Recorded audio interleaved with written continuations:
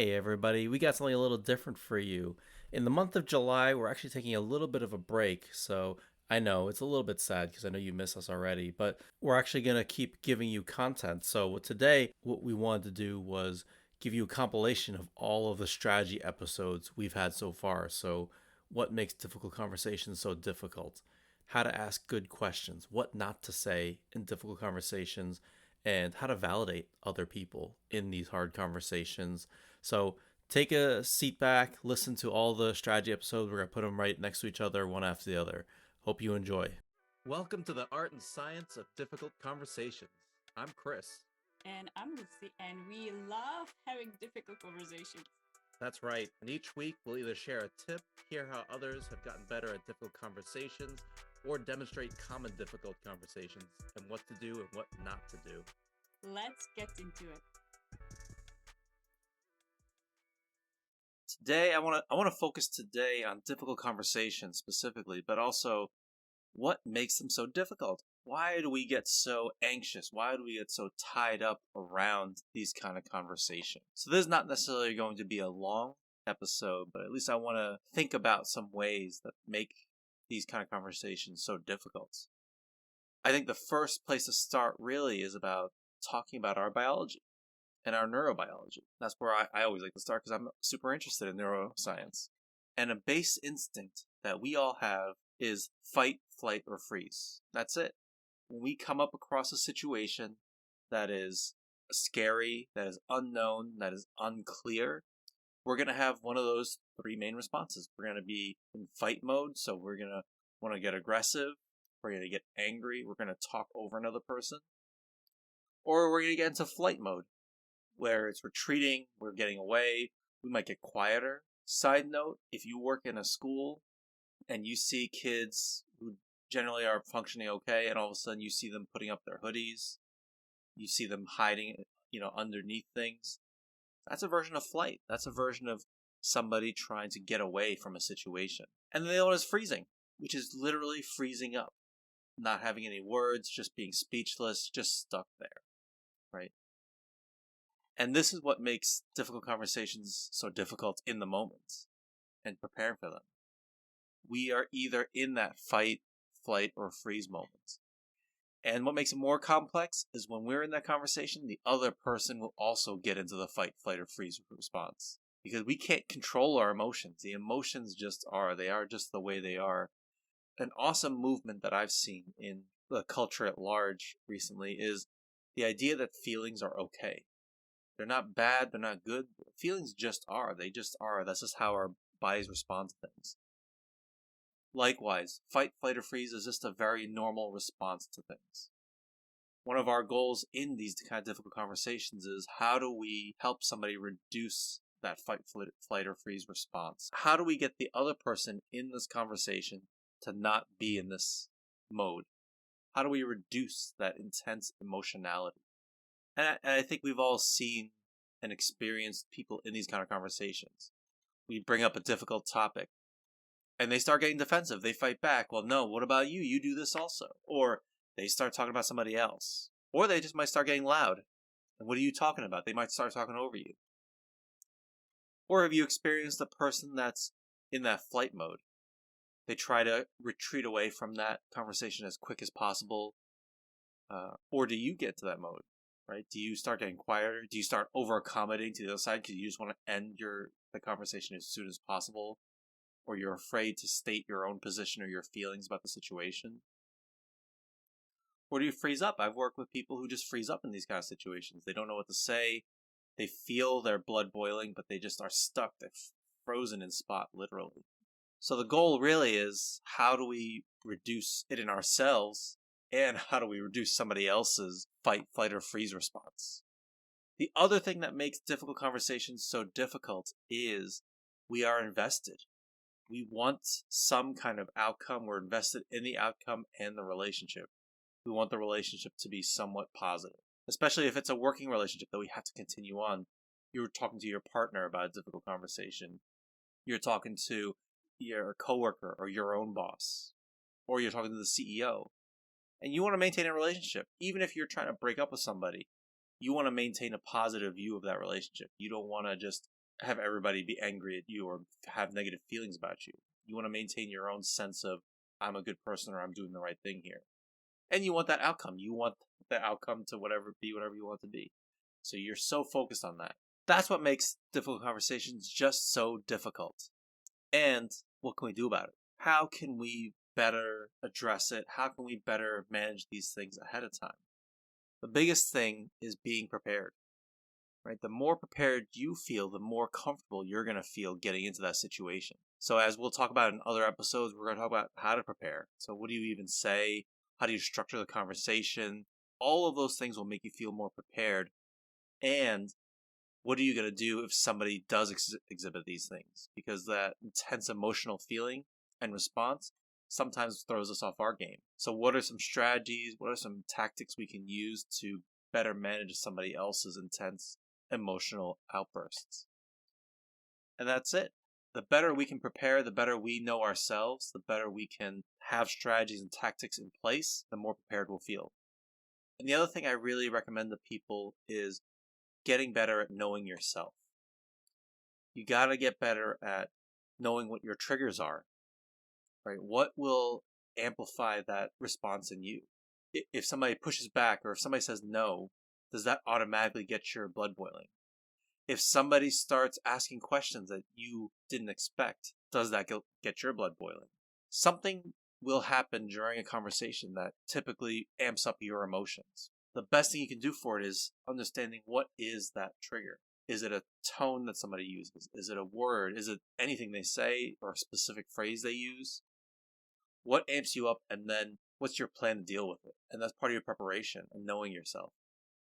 What are you going to do in the moment to protect yourself and manage yourself so that you can stay focused on the conversation? Do you need to use some kind of coping skill in the middle of it, whether it's deep breaths or whether it's some kind of mindfulness activity that you use? Something must work for you. The goal for you is to find something that works. For me, I will take one big deep breath when I'm in that conversation. I'll take a deep breath and then I'll ask a question to clarify.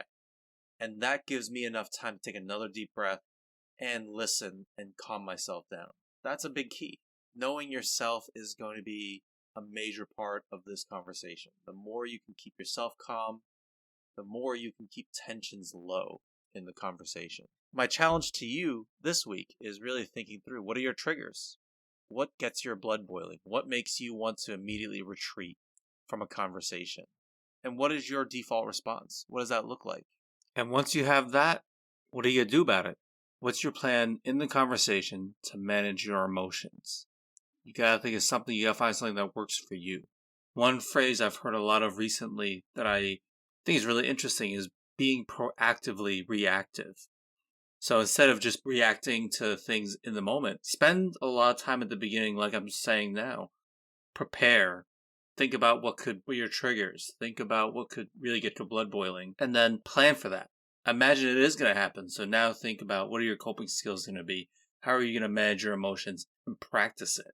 And I think there's a lot of power in being prepared for that, knowing that it's going to happen. How does that impact what you're going to do in the situation? In this episode, I want to talk about, how do you respond to intense emotional behaviors in a hard conversation, or how do you respond to when people push back against you? They say no, they resist everything you're saying. How do you break through that? And there's actually two main things to think about. Number one, you want to think about how to prevent it. There's things you can do to even set it up so that you can reduce the likelihood of it. Number two, there are things you can do to address it in the moment. So let's break it down one by one. How can you prevent these kind of things, or at least reduce the likelihood of them happening? First, in the beginning of the conversation, you set the tone by setting ground rules. Set ground rules with the other person so that they can feel safe in the conversation. Talk about what are the limits. Talk about off-limit topics. Talk about what's going to happen if somebody raises their voice or gets angry or whatever, how you're going to take a break. Talk about those things now. The sooner you can bring those out into the public, the more safe the other person will feel in the conversation. There's nothing that'll ever magically prevent somebody from ever getting upset at you. All this does is help reduce that. Because remember, when you're going into the conversation, especially if you're the one bringing it up, they're going to feel that fight, flight, or freeze response, just like you're going to feel it, just like I feel it, just like everybody feels it in these hard conversations. So set the tone, set some good ground rules. They go a long way to help someone stay even keeled. Second thing you can do to prevent it is to practice and plan what your emotional regulation skills are going to be. You're going to potentially feel really upset or you're going to feel anxious about this conversation. Think and plan ahead of time. What are you going to do ahead of time in the moment? That doesn't stop it from happening. It just gives you a plan so you feel confident, so you know you're going to be able to respond. Are you going to take a deep breath? Are you going to hold something in your hand to press on so you can put your tension into that? Whatever it may be, do something. Essentially, you're trying to control yourself, because the more you can control yourself, you can set the tone, and you don't have to escalate the situation when the other person starts getting upset or angry or whatever it may be. So now, how do we get into the conversation? How do we respond in the moment? Because things may still happen. First, remember that this is the fight, flight, or freeze response. If they're fighting back, it's that fight, flight, or freeze response. Revert back to your active listening skills. So things like reflection. Just reflect what's going on for the other person. It sounds like you're frustrated. Sounds like you're upset. Sounds like you're angry. That's great. All those things will be fine to say. You don't have to be very specific. You don't have to be super deep. Just commenting what's happening can make a big difference. And I want to be really clear and honest with you.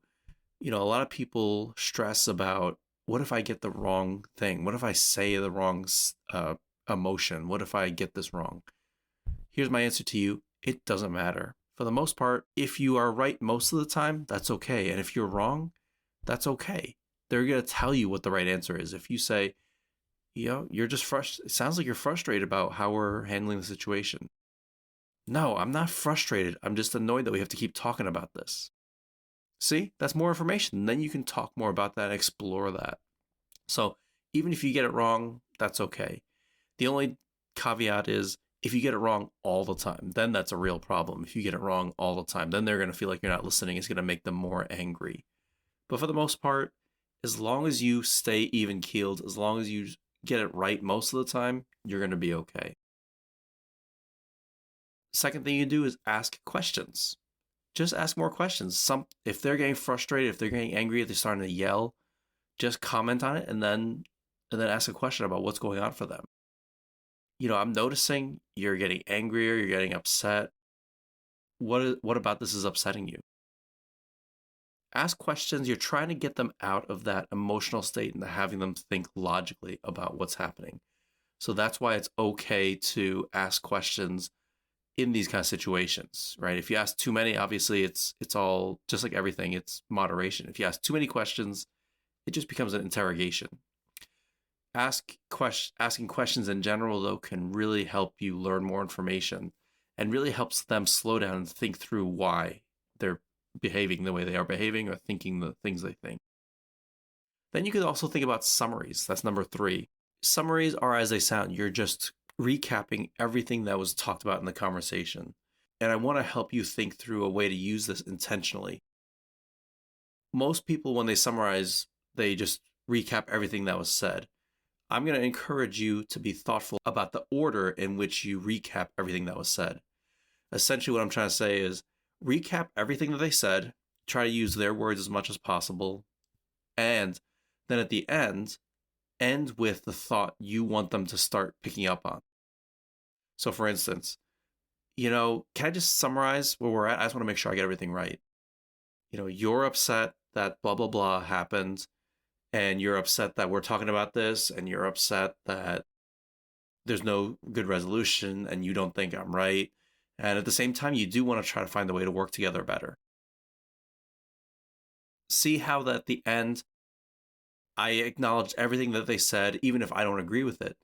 But at the end, I leave with the last sentence is the last thought I want them to start with. By doing so, you can control the flow of the conversation, and that's why it's really powerful.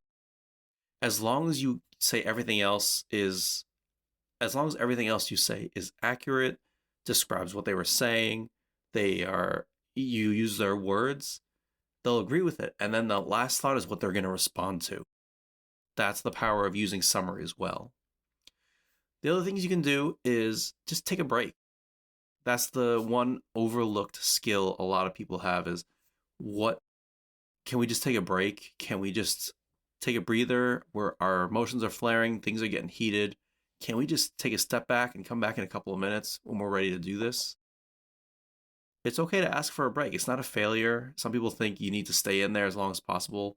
You don't have to. You can take a break and come back to it, and you don't have to allow it. You could even talk about that in the ground rules at the beginning. Talk about how if one or both of you feel upset, either of you have the flexibility and the responsibility to ask for a break at that point. Give them some control back in the situation. That way they don't have to feel on the defensive the whole time. And so those are the main things you can do in the middle of the conversation. You don't have to yell back. You don't have to fight back. You don't have to come up with a more airtight argument about why you're right. Just ask good questions. Reflect how they're feeling. Summarize with intention. And then take a break when you need to.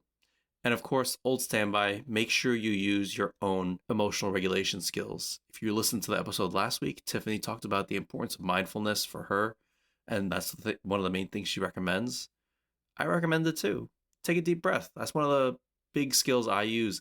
When somebody in the conversation says something that really upsets me, I will take a deep breath, one long deep breath, and I'll make it visible because I want them to see that I'm thinking about the situation and I'm trying to slow down. It's okay that they see it because I want them to see that I am trying to respond and not react because I care about the quality of the conversation. And you can even bring it up. You know, a lot of making this conversation feel comfortable for the other person is making the invisible stuff visible. So comment on that. Say, I just need to take a minute. I want to respond well with respect. So let me just think about that for a second. That buys you time to think about it. So those are the big things. Prevent it, number one, by even setting ground rules, making sure that you have your emotional regulation skills set up and you're ready to go and you're able to manage your emotions. And then in the moment, remembering that it's basic active listening skills. Ask questions, be curious, summaries, take a break. Welcome, everybody, to this week's episode of the Art and Science of Difficult Conversations. This week, I'm just going to go through some quick tips in understanding how to ask good questions because curiosity is really the key to showing somebody that you are listening, that you care about them. Problem is, some of us don't know how to use them effectively or know when to use them because the extremes on both ends are you don't ask any questions and you're not listening and you're just telling somebody what to do or telling somebody your opinion and you're not being curious. The other extreme is you only ask questions and then it just ends up feeling like an interrogation. So there's actually a balance of questions. So let's just dive into it. And I'm really going to go over a couple of things. Number one, why use questions? Why are questions so powerful? And I actually think there's a great book called Questions Are the Answer. And it goes through kind of why questions are important and how to do them well. But we'll really go through why are questions important and what's the benefit of asking a good question. How to ask questions, so how to ask good questions. And I'm actually also going to cover when you should be asking questions. So let's dive into it. Number one, why ask good questions? Well, questions can really have a few different benefits. Number one, it gets the other person thinking. If you ask a good, powerful question, you can interrupt their thought process. You've thought about it when you've asked somebody a question and they stop and they say, that's a good question. And they start thinking about it and they have to think through the answer. It interrupts the automatic tape that's going through somebody else's mind. Secondly, it can help move the conversation forward. A good, powerful question can really move the conversation forward so you're not just thinking about what's wrong and why are things the way they are. Next, it takes the pressure off you to think of ways to convince the other person to behave differently. A lot of times in hard conversations or conflict, you want the other person to think a different way or behave differently. And you could tell them, but that's not going to change their minds. What's really going to work is if they start thinking about reasons why they need to change or why another viewpoint is better. So asking a question helps them come up with the idea. If I ask you to think of a pink elephant, you're going to think of a pink elephant. But the reality is your brain will always know that I said it first, so that it'll always attribute it to me. Questions allow the other person to come up with it in the first place. So the trick is, can I ask you questions that make you think of a pink elephant? And then if you think of it first, if it's your spontaneous idea, you believe it. That's another powerful reason why to use good question. Another reason, it helps reframe the entire problem for the other person. If you can ask the question and subtly change some of the words, it helps zoom out. It helps make them look at it in a completely different way that they may not have seen before. And the last reason, which I actually think is really powerful, it gives power to the other person. A lot of times when we're talking about difficult conversations, I talk about the idea of power, especially in a work setting. If you're talking to somebody who feels like they have less power than you, then they're going to be on the defensive the entire time in these hard conversations. Asking questions can can empower the other person to take ownership of part of the conversation. And that's a really powerful thing. The more powerful they feel, the more they feel like they're equal to you, the less they have to be on the defensive, and the more they're going to be able to engage in the conversation. So that's a lot of good reasons why. Now, how can you ask good questions? What are the guidelines for asking powerful questions? The biggest, and I think the most obvious one that people talk about, ask open-ended questions. I want to broaden your thought process of what an open-ended question and a closed-ended question is. We all know, most of us get the idea that closed-ended questions just end in a yes or no. I submit to you that closed-ended questions are any questions that end in 1 or 2 word answers. So for instance, if I ask you, what's your birthday? March 5th. That's the end of the questioning. That's the end of the discussion. There's no further way you can go. Open-ended questions invite the other person to share more. It's more than just a few words that you can answer, but it brings in a lot of different things that they can share. What's your favorite way to celebrate your birthday is a open-ended question. It allows for expansion and allows for you to explore more on what's going on. I would also always suggest don't ask why. Why is a very tricky one because a lot of times it can feel like an interrogation. It feels like the other person's immediately on the defensive. There are ways you can use why. If you're talking about something third person, you're both agreeing, you're talking about something else. Why is the economy going through inflation? That's very clearly not focused on the other person unless you're asked in a political debate, right? But otherwise, it's a third party. It's not directed towards the person. So that's one way you can use why, and it won't seem interrogative. Second guideline for asking good questions is avoid hidden suggestions.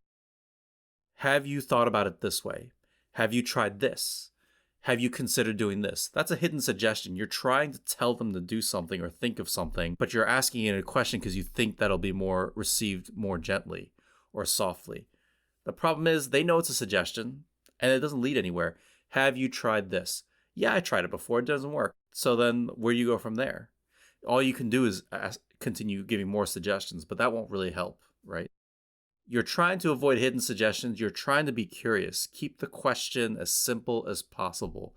What else can we try here that we haven't tried yet? That might still invite the other person to go through all the things that they've tried before, but at least it's open. It allows them a chance to talk a lot. Third thing you want to think about is ask only one question at a time. This is the one that I struggle with the most, not question stacking. So asking multiple questions. My problem is I always ask multiple questions because in the middle of asking a question, I think of another way to ask, or I think of a way I want to clarify it. That's not really helpful.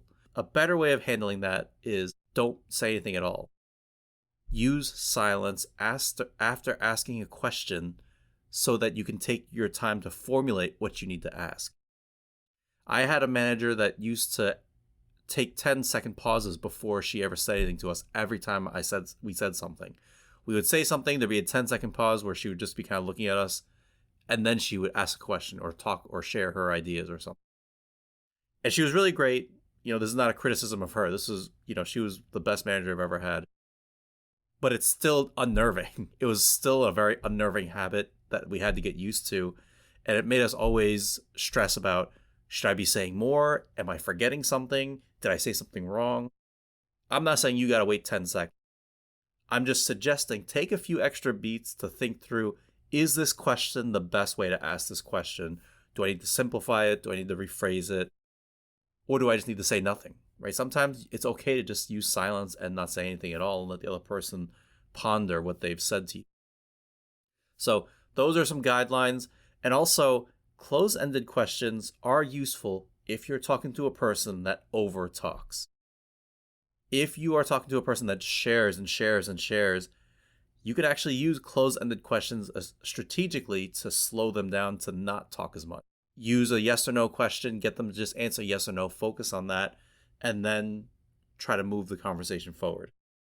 But a lot of times, if somebody's overly talkative, close-ended questions help to slow down the conversation and limit how much they're chatting. The last thing I want to share with you today, I mentioned that the extreme is if you ask too many questions, it becomes interrogative. It feels like interrogation. You don't want that to happen either. Powerful questions are really great at moving the conversation forward. And if you focus only on questions, it's just going to feel not great. You need to learn how to sprinkle in reflections and summaries. Now, we're not going to go into all that because today was really just about questions. But reflections are something as can be as simple as you feel really strongly about this, or that must be frustrating. And summaries are as it sounds, just summarizing everything that's been said. Really powerful way to also kind of recap the conversation and reframe stuff. But think about using those and interspersing them. In therapy, there are some therapeutic approaches that emphasize reflections over questions. So motivational interviewing, if you want to get properly certified as a motivational interviewer, they have a ratio. You have to record your sessions and actually have a ratio of 2 reflections for every 1 question, or 3 to 1, I think it might be. But the point is, they really emphasize reflections over questions. And I agree, reflections are really powerful and they're a great way of moving the conversation forward and showing somebody that you care because you're listening when done well.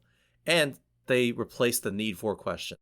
Overall, what I'm trying to say is the more you can focus on not telling somebody something or giving an idea or telling them what they should be doing, the more you can slow down and be curious and ask questions or reflect, the better off you'll be. So there we have it. Reasons why you should be asking more questions and how to ask good questions. So if you have a moment, connect with me and tell me, do you agree or disagree? Am I way off base here? Are questions actually overblown and talked about too much? We need to actually slow down and actually spend more time just telling people what to do. Maybe I'm wrong. I don't know, but tell me, where do you land on this? Feel free to connect with me. Tell me what you think. Otherwise, next week, Lucy and I will be back where we're going to actually practice what happens when somebody crosses an emotional boundary of yours. You share something important and emotional and they tell everybody else. How are you going to have that conversation with them to tell them they crossed the line with you? What are you going to say to them?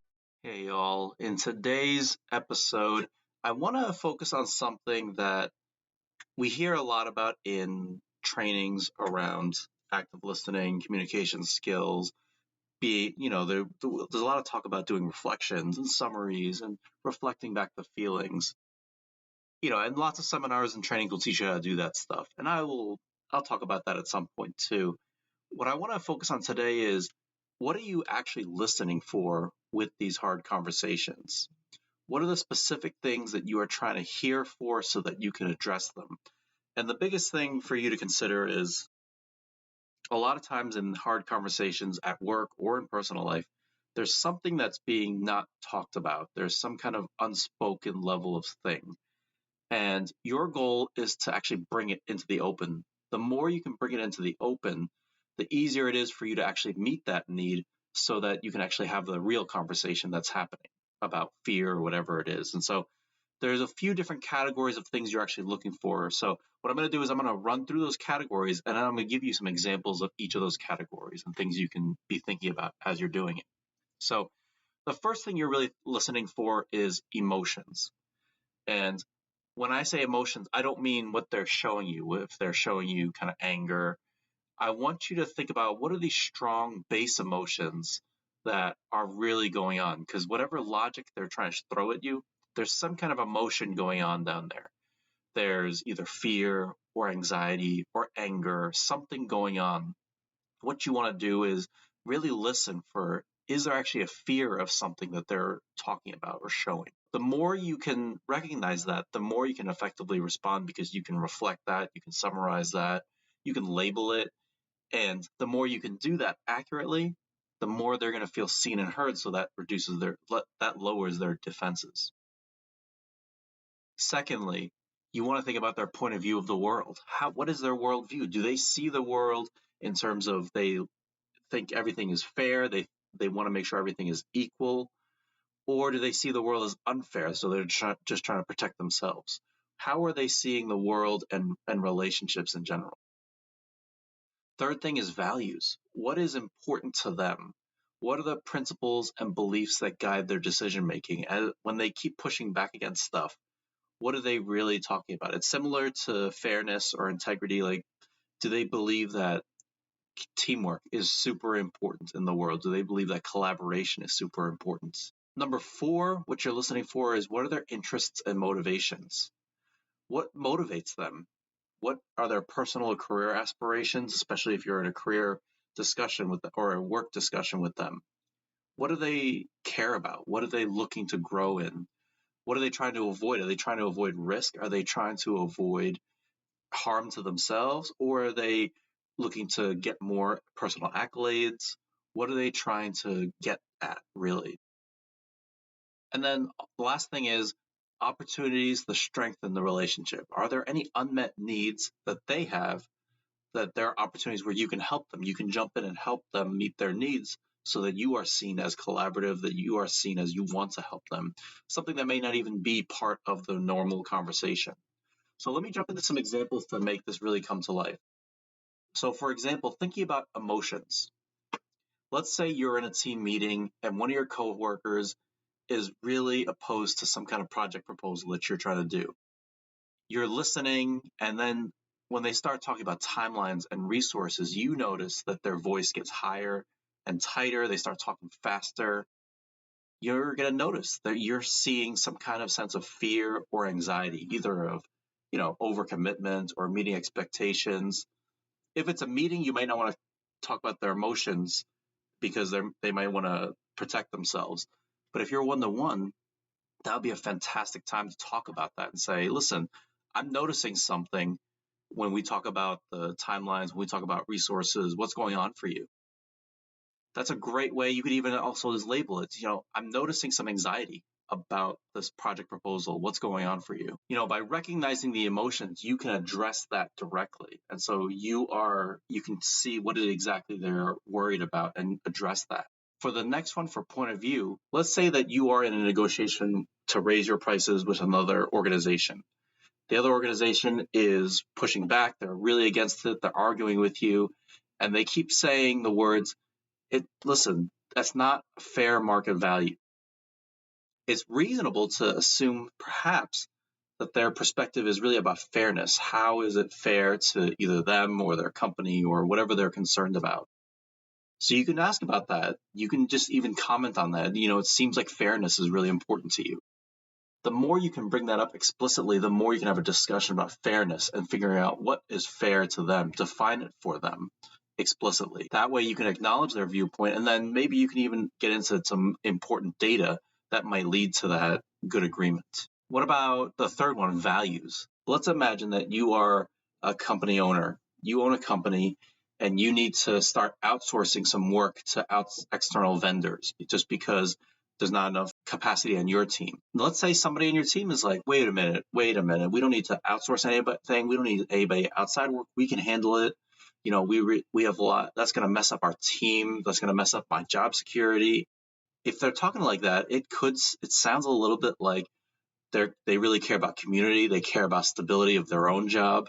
And so those are the really things that are important to them. So how can you start addressing that? How can you start talking about that and talk about how can you preserve community and stability for that person? Similarly, let's think about interests and motivations, thinking about what motivates them, what are they trying to avoid. And you could even think about, let's say you're doing a performance evaluation with an employee of yours.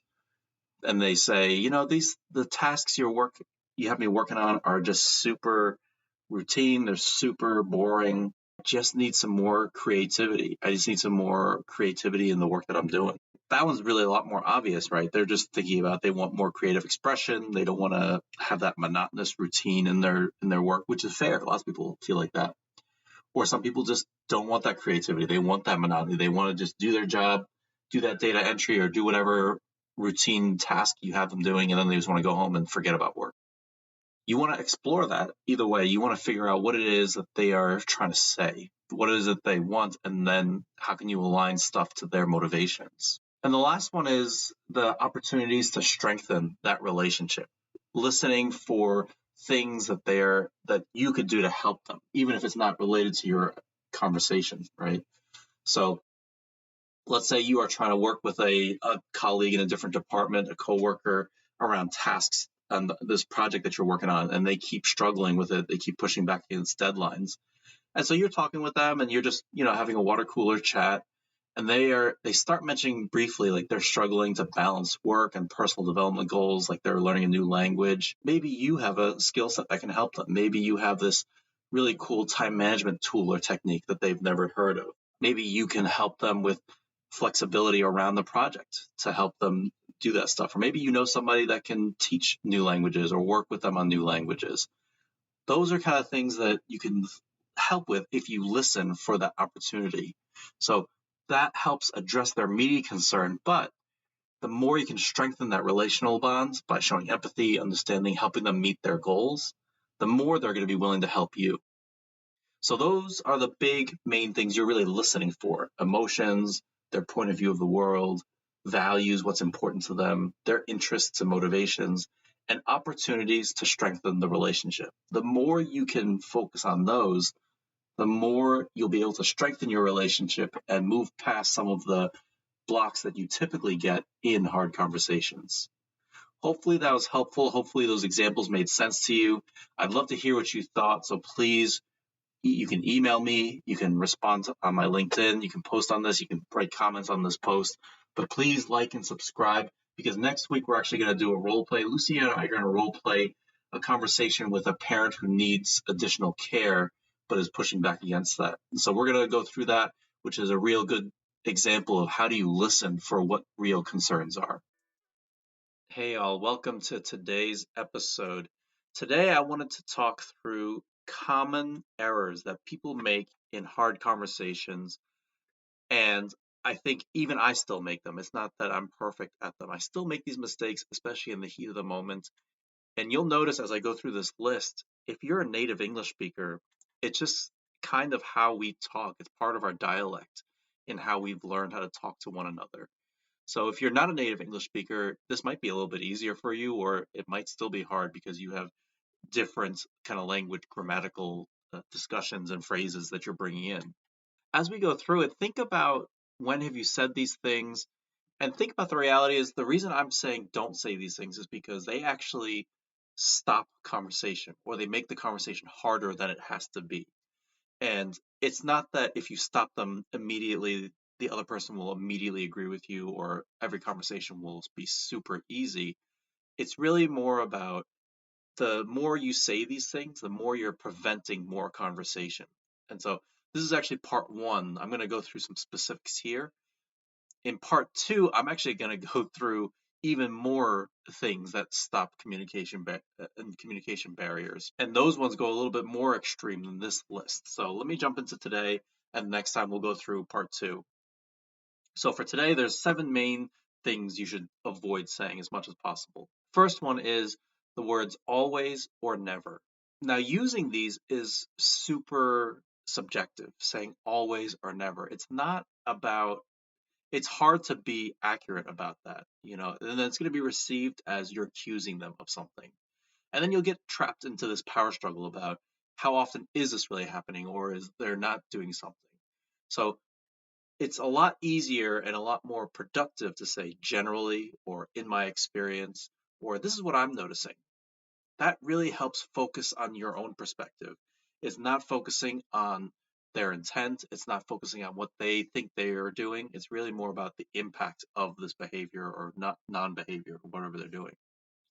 So that's the first one. The second one for you to think about is the words but or however. Super common words. You'll probably hear me even say it during this episode. This is the problem. If I say this to you, I'm not a racist, but I'm not a sexist, but see how it sounds? You notice right away that whatever's going to come out of my mouth next are super racist or super sexist. They negate everything that came beforehand. What I always encourage people to do is use the word and instead of but. Things don't always have to be one way or the other. Taking a balanced view can show you're reasonable. And if you're doing something where you're reflecting somebody's emotions and trying to move the conversation forward, so they're getting upset at you, and you say, listen, I hear you. You're frustrated. You don't think this is fair. And I think we can find a way to solve this problem. It lands a little softer. It's not as jarring. And again, I won't say that the other person will immediately agree with whatever you're saying. It's just that it's just subconsciously they're not experiencing you as someone disagreeing with them. And so they don't have to keep fighting. So it's really more important. Can you use and as much as possible? What if they don't understand? Don't say this. You just don't understand. Because that's condescending, that's belittling. It really goes against the whole philosophy of what that we talk about in this podcast about take the time to understand the other person and their point of view. So what you could say instead is, I feel like there's a disconnect. Instead just bring up the dynamics of what you're noticing. There's that you're saying something, they're getting upset in a way that doesn't make sense to you. Just notice it and see how they respond and if they can sense what's happening too. Another one that's really common is saying calm down or relax. And this is what I actually will say to my daughter. You know, she's 7 years old, she'll go on tantrums, and maybe it's okay for a parent scolding a child. I wouldn't say that's great either. Honestly, I'm just getting upset. I'm getting, upset about what's going on. The reality is it's super dismissive of the other person's emotions and experiences. I try not to say it. I still do especially with my daughter. What we should be saying instead, what we could be saying is a variation of, this is stressful or frustrating for you. I think it's important to recognize that feelings are never bad, they're never good, they just are. So let the other person feel their emotions. And in the same way, you should feel yours too. If you're upset, feel that way. And the other person shouldn't be saying that to you either. Another one, I know how you feel. I get it. You're saying that because you want to be empathic. This is the problem. It actually isn't empathic because you can never really truly know how someone feels. Even if you've been through a similar experience, their experiences and their feelings and their emotions are really personal to them.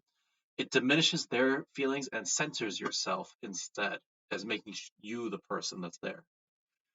Instead, what you could say is, that makes complete sense. Instead, acknowledge their world and their reality. It's not saying that you agree with them, you're just validating them and their experiences. Number 6, saying why. And I've talked about this before in terms of asking good questions. The reality is a lot of times it's going to seem accusatory, it's going to seem aggressive, or you're blaming them. What's better is just saying what or how, or starting your question with what or how, or tell me more. That allows you to take on a more curious and open tone. It invites the other person to share more, and it gives you more clues into their worldview and what they're seeing and what's going on for them. And the last error that people often make in hard conversations, you just talk too much in general, especially if you're nervous, especially if you feel like you have to have an answer for everything, especially if you're trying to head off some of the objections you think you're going to hear or the resistance. You feel like you need to just talk through it. Here's the reality.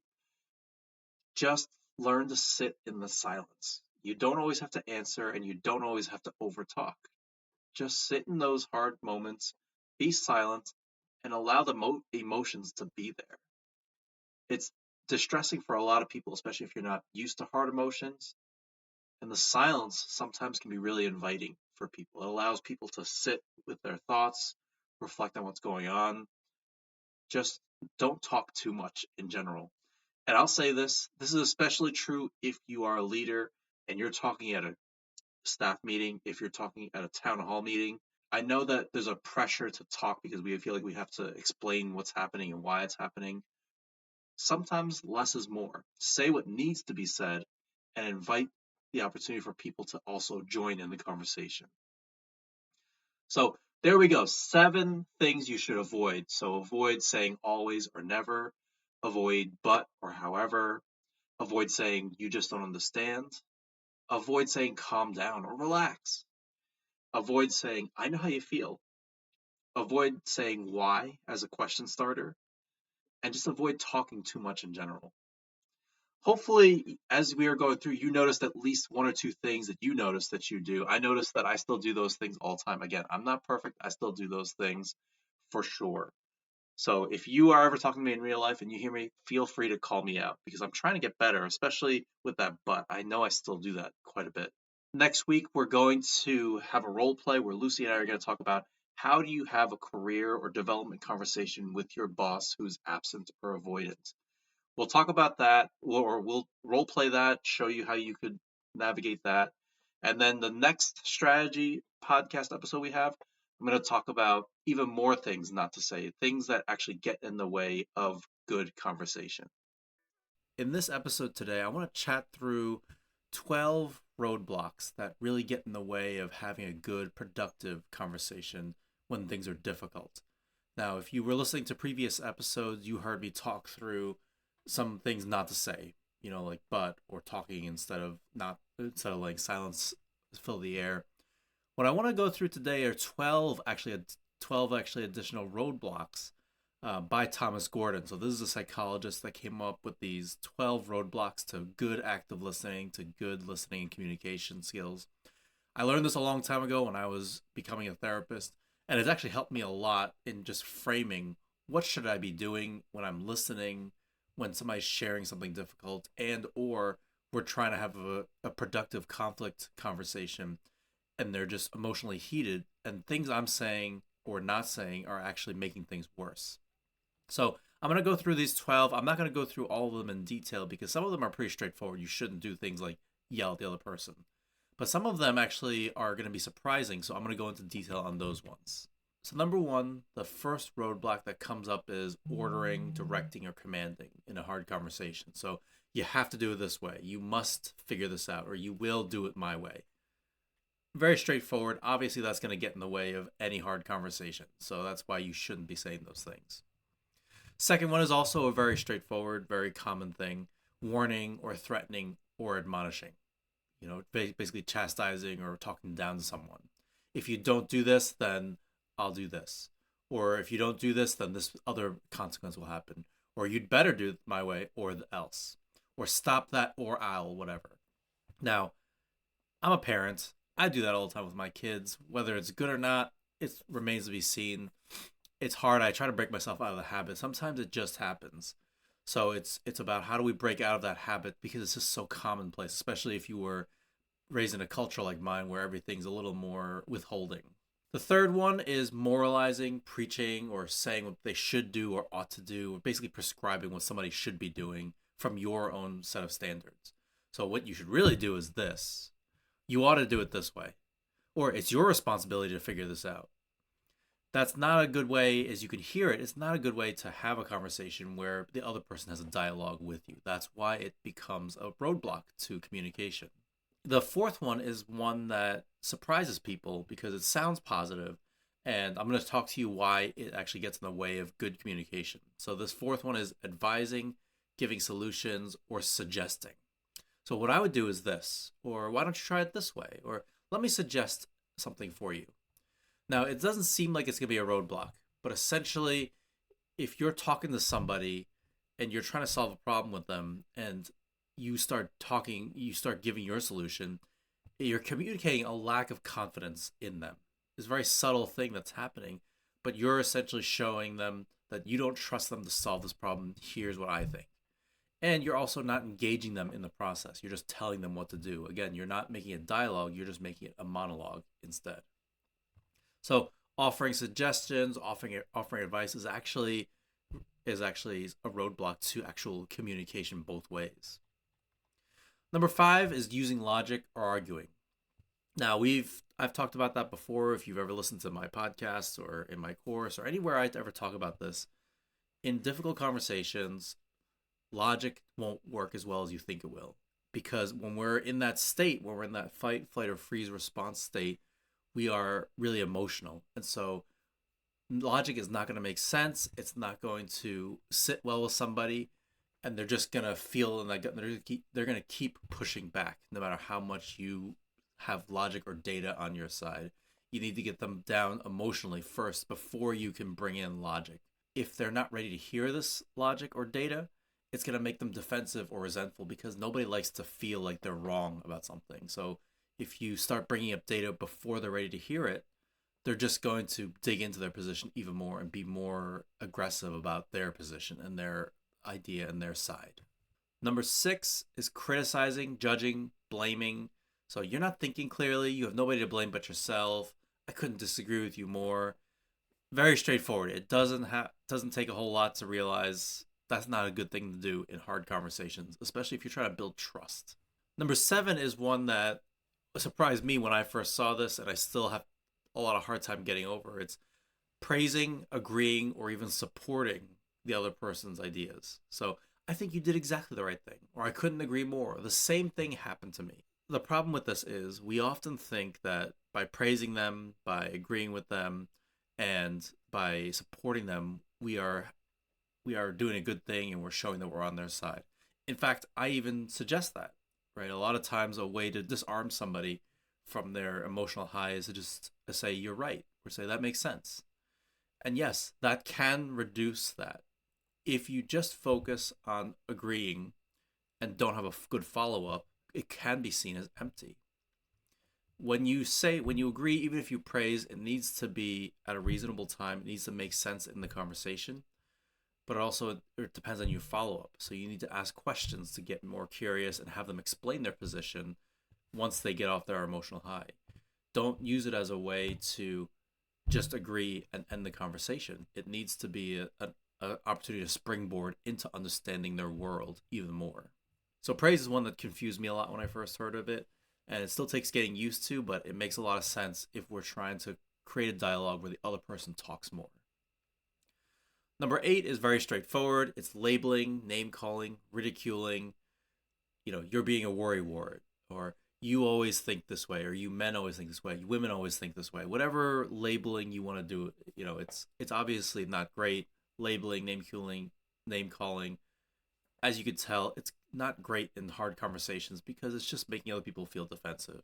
Number 9 is analyzing, interpreting, or diagnosing. So it's trying to assume what the other person's intent is. So you're just trying to get under my skin, or you're just trying to do this or that, or what your problem is you don't prioritize the right things, or you probably feel that way because of this and that.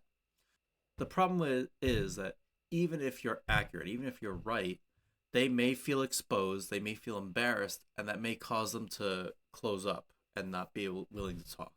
It's interesting because when I suggest this, I don't suggest it in the sense that you haven't figured it out. It's not about trying to figure out intent. When I suggest doing this, it's in a way that you're essentially asking a question, is this accurate, without asking the question. And you're not doing it a lot, you're just doing it every now and then. So you're using it as a springboard to other things. But if you just use it because you're trying to dig at them, or if you're trying to say that you've labeled them and figured them out, it's not going to work out for you. Number 10 is another one that seems really odd at first. So reassuring, sympathizing, consoling. Don't worry about this. It's going to work out. Or look on the bright side. Or everyone goes through this. Or my thoughts and prayers are with you. All that kind of stuff is really just trying to minimize our own discomfort with it. It's trying to minimize our own discomfort with these difficult feelings. It's not helpful in the moment. When I was in grad school, one of the things I learned about was if somebody's crying and we give them tissues, it sends a message subtly that we want them to stop crying. And so we're basically sending a message that we don't want this heavy emotion. Part of hard conversations means being comfortable with hard emotions and difficult emotions. And so we need to be comfortable hearing negative feelings, no matter how hard they are, no matter how big they are, because they're part of the other person's story.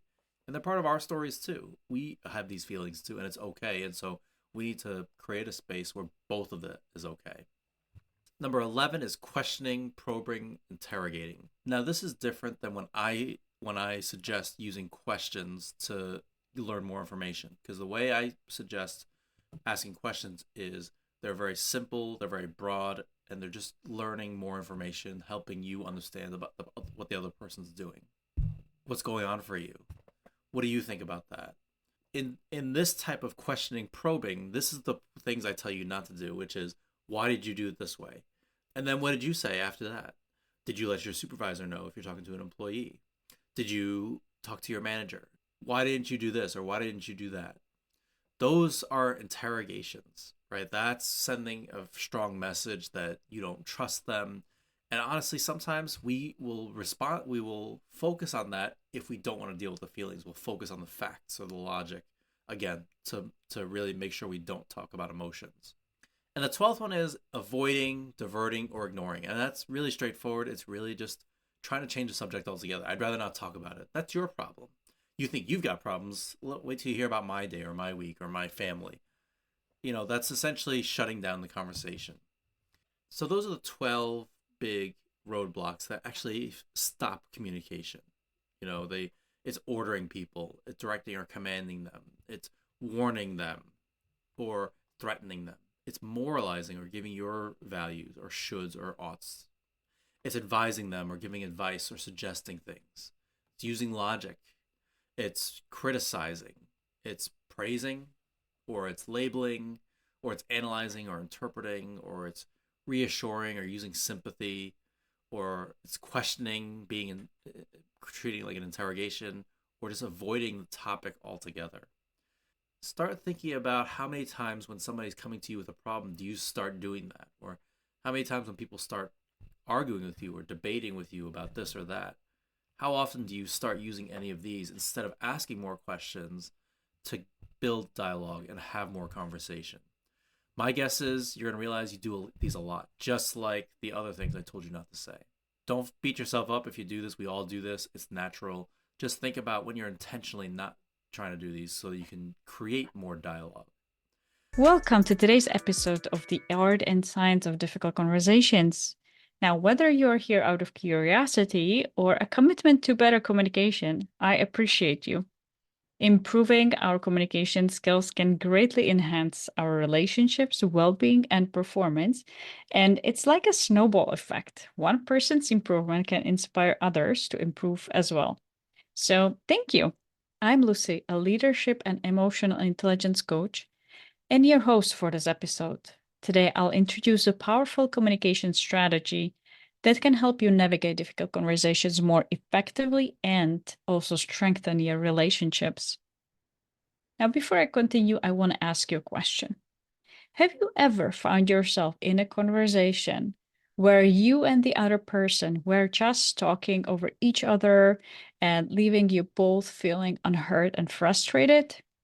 Well, if so, stay with us because this episode will show you how validation can break that cycle and lead to more meaningful interactions. By the end of our time together, you will understand what validation is, why it's important, and also how to use it effectively. Now let's start with looking at what is validation. Validation comes from the Latin word validus, meaning strong or effective. Think of it as a tool to build strong and effective communication and relationships. Validation in conversation means acknowledging and understanding other person's perspective or experiences without necessarily agreeing with them or endorsing their opinion. It's about recognizing their feelings and experiences as real and meaningful. You may wonder, why is validation important? What's the benefit of using validation? Well, let's explore the 5 key benefits that validation has when you use it in your conversations. One of the first ones is it lowers defenses of people in the conflict or in the communication. Because when people feel heard and understood, which the validation can provide, they're more likely to relax a little bit more and become more open to hearing the other person's perspective as well. As a result, it actually can break the cycle of talking over each other. When one person pauses, listens actively, and reflects back what the other person is communicating, it can really transform the conversation's dynamics. As a result, it also enhances your communication. So, feeling understood rather than judged encourages more honest and open communication on both sides. It can also reduce conflict because validation can de escalate the stress by calming our survival instincts, allowing for a more thoughtful and empathetic dialogue rather than trying to defend and even sometimes increasing the volume of our voice when we don't feel heard by the other. And it also promotes emotional health in a way because feeling validated boosts emotional well being and self esteem, even.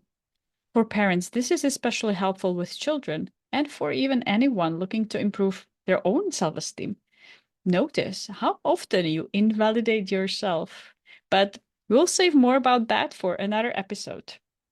Now, let's go back to validation. And before I go into the steps how to validate, let's look at first what is not validation.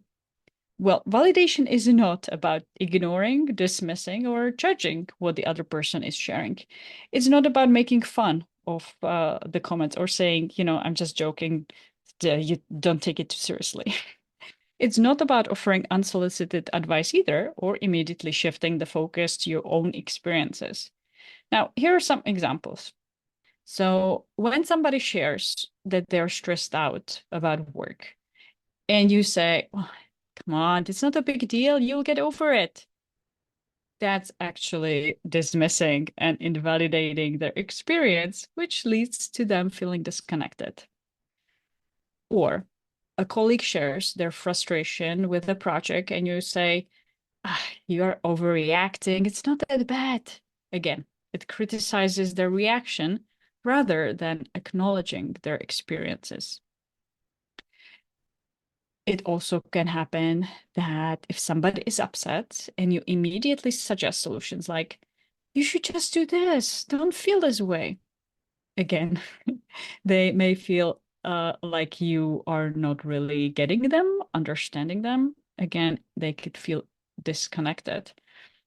And it also shifts the focus from their experience to your advice. Last example I used around this, what validation is not, is let's say when a friend or your spouse shares something painful and you respond with, you think that's bad? Ugh, let me tell you what happened to me, how worse I have it. And so it minimizes their experience and it again weakens the connection and it basically they feel disconnected, invalidated, and they may also close down. And instead of you strengthening the relationship, it can create a crack in it. Now, what is validation? Validation involves three key practices. I will share with you the three key practices today. So, number one, it's being present and listening actively. Number two, it's about acknowledging the other person's experience. And number three, you can also reflect back what you've understood from what the other person was sharing. And here is how to apply these in your interactions. So, the first one is about being present and listening actively. What does it look like? Well, when a friend or somebody in your life, be it in professional or personal life, shares a problem, their problem with you, or your common problem and wants to talk about it, please listen without interrupting. Just try it out and see if you can put away any distractions, put away your phone, turn off the TV, maybe turn off the music, and just be with them fully present. Maintain eye contact if you like, you can even nod to show you're engaged. See how that experience could be different. Try it out. Next time when you speak with somebody, see if you can really be there fully with them. and listening to them actively. Okay. The next form of validation is acknowledging their experience. It involves you trying to understand their feelings, their thoughts, their way of looking at things and perspective. For example, if your partner says they're overwhelmed, you might respond with, I can see how this could be really stressful for you. Just saying that shows you recognize their feelings and you are empathetic to their situation. Even that can provide incredible support for somebody to really feel that heard and seen and understood. Again, try it out, see what happens, or notice when somebody says that to you, how that feels to you. The third form of validation is about reflecting back. So when you are present with somebody, when you actively listen, you can acknowledge their feelings, their thoughts, or just reflect back what you are getting from what they are sharing. It could sound like when somebody's sharing with you frustration, let's say with some project, you can say, so what I'm getting from what you're saying is this project is really stressful for you. And the main challenge is this. Just sharing that can again release some stress from the other person because they can feel, yes, they are feeling understood, heard. And also, in case that you misunderstood, it's an opportunity to really clarify that and get on the same page, especially, well, it's both in work environment as well as in personal environment. That can be very helpful. So you know that you're really talking about the same thing. What's important, especially in conflict, when you feel triggered, it can be very difficult to reflect back in a way that doesn't sound judgmental or robotic. So it takes practice, just like anything else. And so, especially in conflicts, please also take a moment to breathe. When you feel triggered, just pause before you answer. Take a moment, take a deep breath, and then you can say, okay, so what can I reflect back? What I've heard? And even just saying that, so what I'm hearing, or I'm seeing that you're really upset about this, can also help you and the other person to calm down a little bit. And this can make a huge difference in how the conversations evolves from there. Now let's also look at some other few examples, practical examples of validation in difficult conversations. So let's say in the workplace, instead of saying you're wrong about this project, you can try saying, I understand that you're concerned about the project's direction. How about we discuss your concerns? This approach can validate their feelings, their concerns, their perspectives, and also opens the door for a constructive conversation. Or let's say in a family conflict, rather than saying, "Oh, you shouldn't feel this way, it's not a big deal." You can acknowledge their emotions with, I can see that you're really upset about what happened, and it does make sense that you would feel this way. I get it. Or let's say in friendships issues, instead of dismissing the friend's feeling by saying, you're just being too sensitive, it's not a big deal. You can say, it sounds like what I said really hurt your feelings. I'm so sorry. I don't want to hurt you, and I'd like to find a way to resolve this together. It could be invalidating also response. I just remember I didn't say it. I was just joking when somebody says actually hurtful and you say, ouch, that really hurt. And they said, I was just joking. It was just a joke. That also is very invalidating and disconnecting response. The last example specific, let's say in romantic relationships, when your partner expresses distress, avoid saying, well, stop being so dramatic. It's not so serious. Well, instead, you can consider actually saying, I can see this situation is really impacting you. How can I support you through this? What would help you? And see what happens. What's the difference? Now we are getting to the final section in our podcast. We've covered a lot today. I would like to know what resonated with you. What was there something particularly helpful or something you're still unsure about? Can you see how you could apply this validation in your daily conversations, be it at work or at home? please share your thoughts with us. We're here to support you, and we may even address your questions in some future episode. And thank you so much for joining us today. Make sure to subscribe to our podcast for more insights on improving your communication skills and navigating difficult conversations.